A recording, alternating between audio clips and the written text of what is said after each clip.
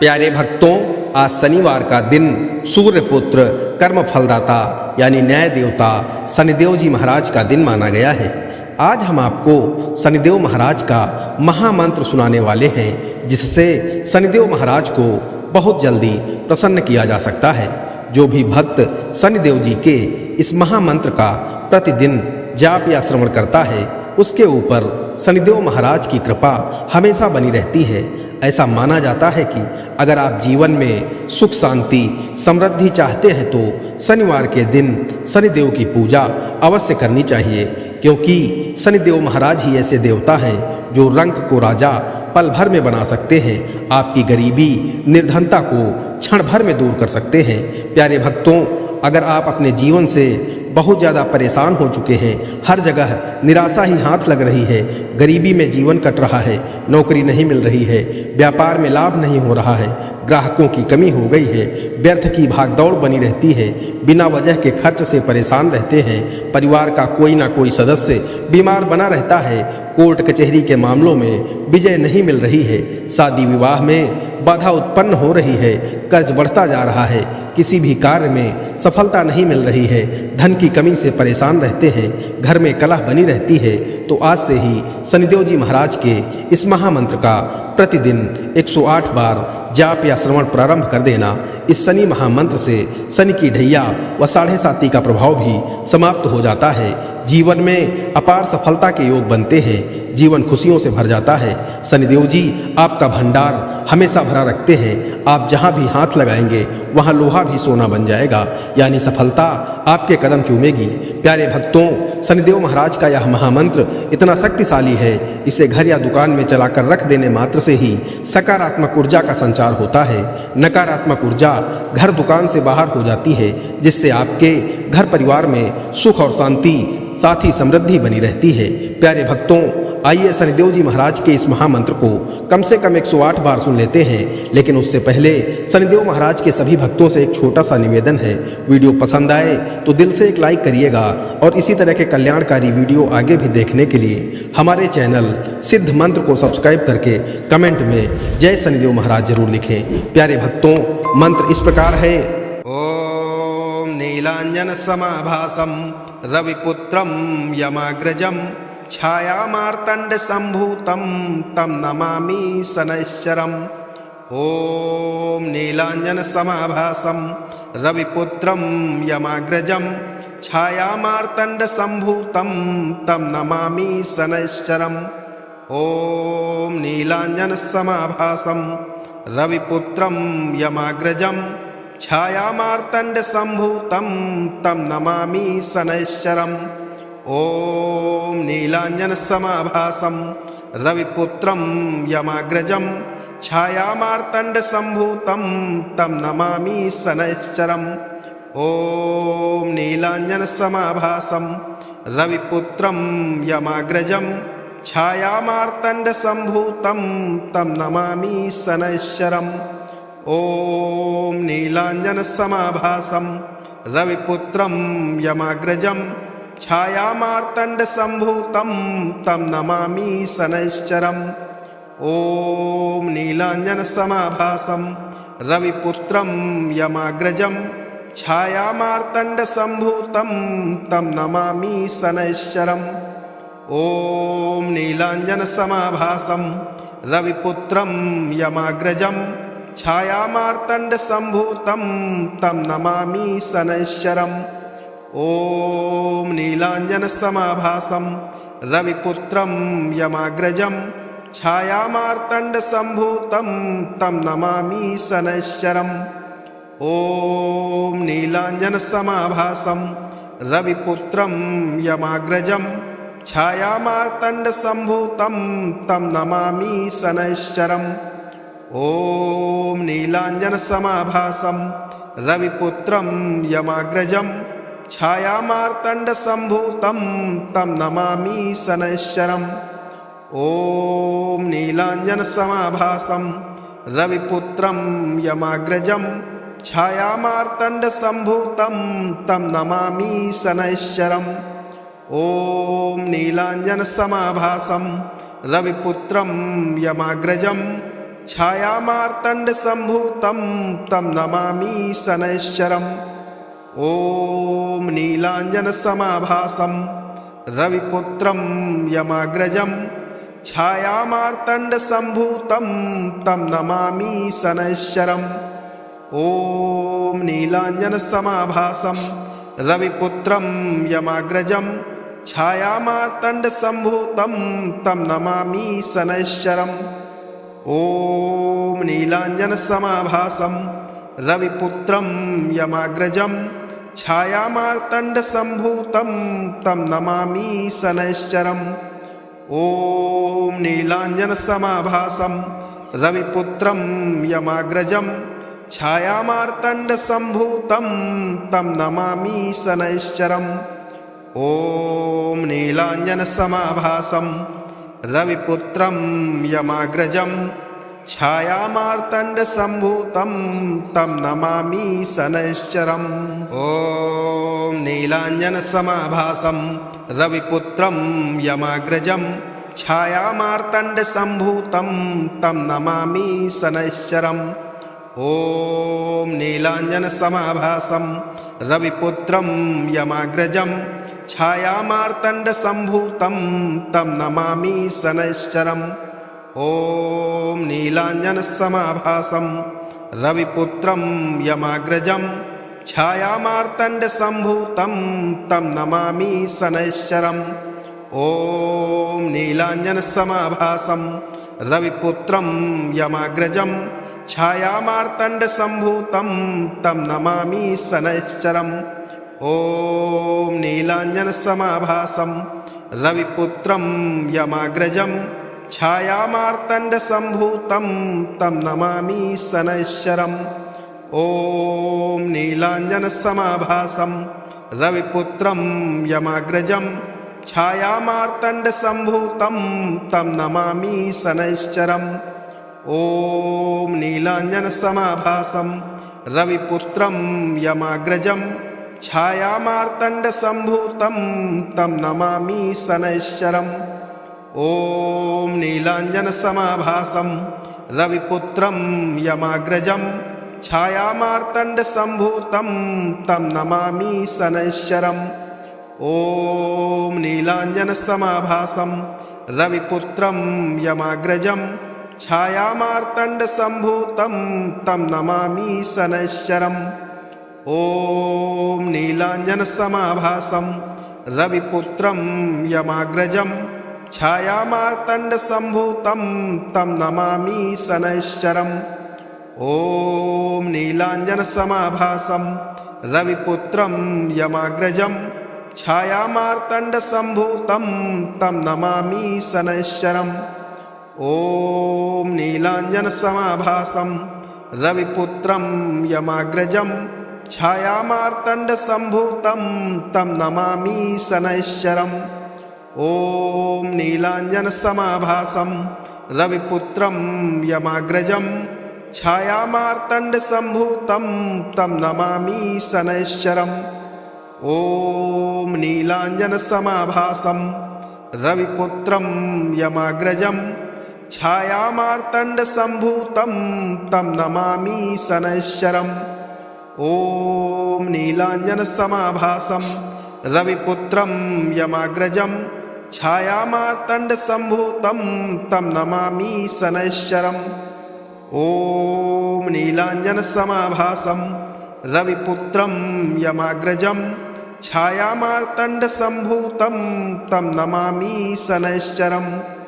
ॐ नीलाञ्जनसमाभासं रविपुत्रं यमाग्रजं छायामार्तण्डसम्भूतं तं नमामि शनैश्चरम्। ॐ नीलाञ्जनसमाभासं रविपुत्रं यमाग्रजं छायामार्तण्डसम्भूतं तं नमामि शनैश्चरम्। ॐ नीलाञ्जनसमाभासं रविपुत्रं यमाग्रजं छायामार्तण्डसम्भूतं तं नमामि शनैश्चरम्। ॐ नीलाञ्जनसमाभासं रविपुत्रं यमाग्रजं छायामार्तण्डसम्भूतं तं नमामि शनैश्चरम्। ॐ नीलाञ्जनसमाभासं रविपुत्रं यमाग्रजं छायामार्तण्डसम्भूतं तं नमामि शनैश्चरम् ॐ नीलाञ्जनसमाभासं रविपुत्रं यमाग्रजं छायामार्तण्डसम्भूतं तं नमामि शनैश्चरम् ॐ नीलाञ्जनसमाभासं रविपुत्रं यमाग्रजं छायामार्तण्डसम्भूतं तं नमामि शनैश्चरम् ॐ नीलाञ्जनसमाभासं रविपुत्रं यमाग्रजं छायामार्तण्डसम्भूतं तं नमामि शनैश्चरम् ॐ नीलाञ्जनसमाभासं रविपुत्रं यमाग्रजं छायामार्तण्डसम्भूतं तं नमामि शनैश्चरम् ॐ नीलाञ्जनसमाभासं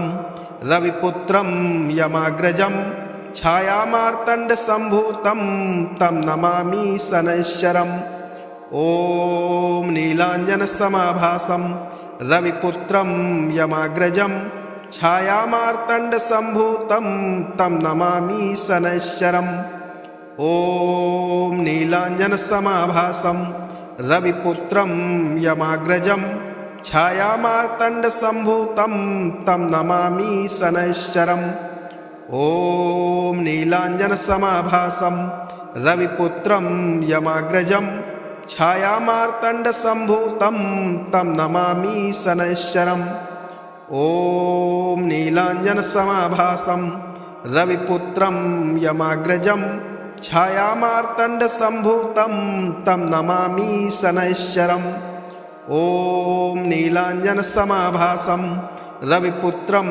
यमाग्रजं छायामार्तण्डसम्भूतं तं नमामि शनैश्चरम् ॐ नीलाञ्जनसमाभासं रविपुत्रं यमाग्रजं छायामार्तण्डसम्भूतं तं नमामि शनैश्चरम् ॐ नीलाञ्जनसमाभासं रविपुत्रं यमाग्रजं छायामार्तण्डसम्भूतं तं नमामि शनैश्चरम् ॐ नीलाञ्जनसमाभासं रविपुत्रं यमाग्रजं छायामार्तण्डसम्भूतं तं नमामि शनैश्चरम् ॐ नीलाञ्जनसमाभासं रविपुत्रं यमाग्रजं छायामार्तण्डसम्भूतं तं नमामि शनैश्चरम् ॐ नीलाञ्जनसमाभासं रविपुत्रं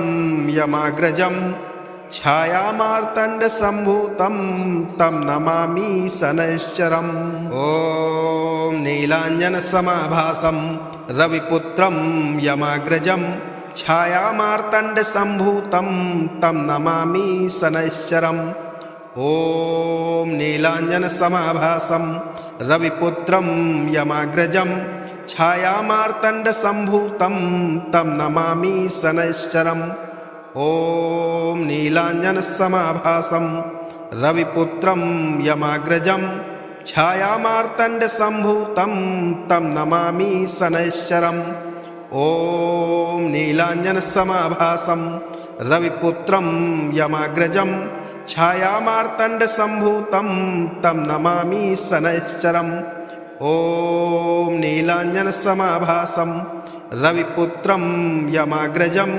छायामार्तण्डसम्भूतं तं नमामि शनैश्चरम् ॐ नीलाञ्जनसमाभासं रविपुत्रं यमाग्रजं छायामार्तण्डसम्भूतं तं नमामि शनैश्चरम् ॐ नीलाञ्जनसमाभासं रविपुत्रं यमाग्रजं छायामार्तण्डसम्भूतं तं नमामि शनैश्चरम् ॐ नीलाञ्जनसमाभासं रविपुत्रं यमाग्रजं छायामार्तण्डसम्भूतं तं नमामि शनैश्चरम् ॐ नीलाञ्जनसमाभासं रविपुत्रं यमाग्रजं छायामार्तण्डसम्भूतं तं नमामि शनैश्चरम् ॐ नीलाञ्जनसमाभासं रविपुत्रं यमाग्रजं छायामार्तण्डसम्भूतं तं नमामि शनैश्चरम्।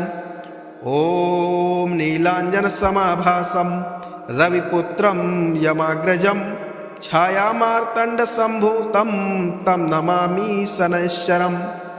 ॐ नीलाञ्जनसमाभासं रविपुत्रं यमाग्रजं छायामार्तण्डसम्भूतं तं नमामि शनैश्चरम्। ॐ नीलाञ्जनसमाभासं रविपुत्रं यमाग्रजं छायामार्तण्डसम्भूतं तं नमामि शनैश्चरम्।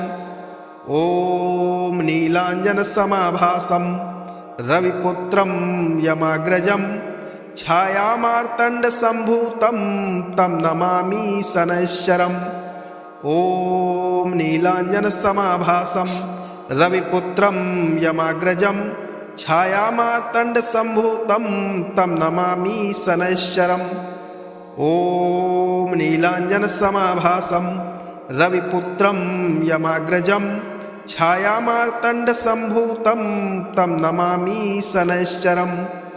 ॐ नीलाञ्जनसमाभासं रविपुत्रं यमाग्रजं छायामार्तण्डसम्भूतं तं नमामि शनैश्चरम्। ॐ नीलाञ्जनसमाभासं रविपुत्रं यमाग्रजं छायामार्तण्डसम्भूतं तं नमामि शनैश्चरम्। ॐ नीलाञ्जनसमाभासं रविपुत्रं यमाग्रजं छायामार्तण्डसम्भूतं तं नमामि शनैश्चरम्। ॐ नीलाञ्जनसमाभासं रविपुत्रं यमाग्रजं छायामार्तण्डसम्भूतं तं नमामि शनैश्चरम्। ॐ नीलाञ्जनसमाभासं रविपुत्रं यमाग्रजं छायामार्तण्डसम्भूतं तं नमामि शनैश्चरम्। ॐ नीलाञ्जनसमाभासं रविपुत्रं यमाग्रजं छायामार्तण्डसम्भूतं तं नमामि शनैश्चरम्। ॐ नीलाञ्जनसमाभासं रविपुत्रं यमाग्रजं छायामार्तण्डसम्भूतं तं नमामि शनैश्चरम्। ॐ नीलाञ्जनसमाभासं रविपुत्रं यमाग्रजं छायामार्तण्डसम्भूतं तं नमामि शनैश्चरम्। ॐ नीलाञ्जनसमाभासं रविपुत्रं यमाग्रजं छायामार्तण्डसम्भूतं तं नमामि शनैश्चरम्। ॐ नीलाञ्जनसमाभासं रविपुत्रं यमाग्रजं छायामार्तण्डसम्भूतं तं नमामि शनैश्चरम्। ॐ नीलाञ्जनसमाभासं रविपुत्रं यमाग्रजं छायामार्तण्डसम्भूतं तं नमामि शनैश्चरम्। ॐ नीलाञ्जनसमाभासं रविपुत्रं यमाग्रजं छायामार्तण्डसम्भूतं तं नमामि शनैश्चरम्। ॐ नीलाञ्जनसमाभासं रविपुत्रं यमाग्रजं छायामार्तण्डसम्भूतं तं नमामि शनैश्चरम्। ॐ नीलाञ्जनसमाभासं रविपुत्रं यमाग्रजं छायामार्तण्डसम्भूतं तं नमामि शनैश्चरम्। ॐ नीलाञ्जनसमाभासं रविपुत्रं यमाग्रजं छायामार्तण्डसम्भूतं तं नमामि शनैश्चरम्। ॐ नीलाञ्जनसमाभासं रविपुत्रं यमाग्रजं छायामार्तण्डसम्भूतं तं नमामि शनैश्चरम्। ॐ नीलाञ्जनसमाभासं रविपुत्रं यमाग्रजं छायामार्तण्डसम्भूतं तं नमामि शनैश्चरम्। ॐ नीलाञ्जनसमाभासं रविपुत्रं यमाग्रजं छायामार्तण्डसम्भूतं तं नमामि शनैश्चरम्। ॐ नीलाञ्जनसमाभासं रविपुत्रं यमाग्रजं छायामार्तण्डसम्भूतं तं नमामि शनैश्चरम्। ॐ नीलाञ्जनसमाभासं रविपुत्रं यमाग्रजं छायामार्तण्डसम्भूतं तं नमामि शनैश्चरम् ॐ नीलाञ्जनसमाभासं रविपुत्रं यमाग्रजं छायामार्तण्डसम्भूतं तं नमामि शनैश्चरम् ॐ नीलाञ्जनसमाभासं रविपुत्रं यमाग्रजं छायामार्तण्डसम्भूतं तं नमामि शनैश्चरम् ॐ नीलाञ्जनसमाभासं रविपुत्रं यमाग्रजं छायामार्तण्डसम्भूतं तं नमामि शनैश्चरम् ॐ नीलाञ्जनसमाभासं रविपुत्रं यमाग्रजं छायामार्तण्डसम्भूतं तं नमामि शनैश्चरम् ॐ नीलाञ्जनसमाभासं रविपुत्रं यमाग्रजं छायामार्तण्डसम्भूतं तं नमामि शनैश्चरम् ॐ नीलाञ्जनसमाभासं रविपुत्रं यमाग्रजं छायामार्तण्डसम्भूतं तं नमामि शनैश्चरम् ॐ नीलाञ्जनसमाभासं रविपुत्रं यमाग्रजं छायामार्तण्डसम्भूतं तं नमामि शनैश्चरम् ॐ नीलाञ्जनसमाभासं रविपुत्रं यमाग्रजं छायामार्तण्डसम्भूतं तं नमामि शनैश्चरम् ॐ नीलाञ्जनसमाभासं रविपुत्रं यमाग्रजं छायामार्तण्डसम्भूतं तं नमामि शनैश्चरम् ॐ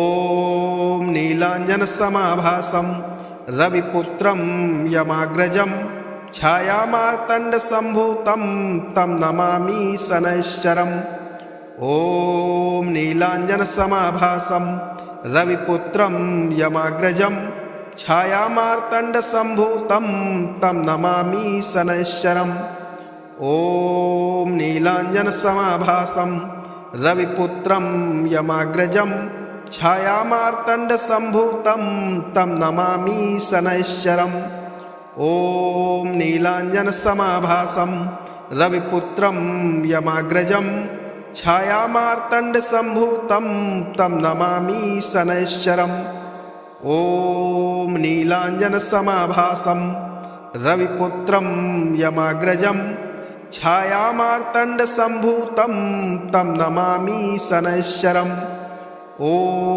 नीलाञ्जनसमाभासं रविपुत्रं यमाग्रजं छायामार्तण्डसम्भूतं तं नमामि शनैश्चरम् ॐ नीलाञ्जनसमाभासं रविपुत्रं यमाग्रजं छायामार्तण्डसम्भूतं तं नमामि शनैश्चरम् ॐ नीलाञ्जनसमाभासं रविपुत्रं यमाग्रजं छायामार्तण्डसम्भूतं तं नमामि शनैश्चरम् ॐ नीलाञ्जनसमाभासं रविपुत्रं यमाग्रजं छायामार्तण्डसम्भूतं तं नमामि शनैश्चरम्।